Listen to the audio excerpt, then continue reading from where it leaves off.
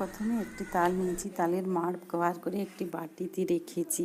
তারপরে একটি বড় বেলা নিয়ে 1 বাটি সুজি নেব মাপ করে, 1 বাটি ময়দা, 1 বাটি চালের গুঁড়ো দেব, তারপরে নুন আর চিনি, নুনটা প্রয়োজন মতো নেব, আর চিনিটা 1 বাটি দিয়ে ভালো করে মেখে নেব।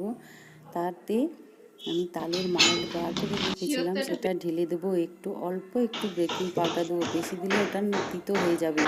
তাতে 1 বাটি নারকেল কুড়ো দেবো, পাউডার দুধ দিয়ে ভালো করে মেখে আমি 10 মিনিট মতো ঢাকা দিয়ে রাখবো। তারপরে উনানে কড়া বসিয়ে তেল গরম করে তাতে ছোট ছোট লেচি করে আমি ভাজবো।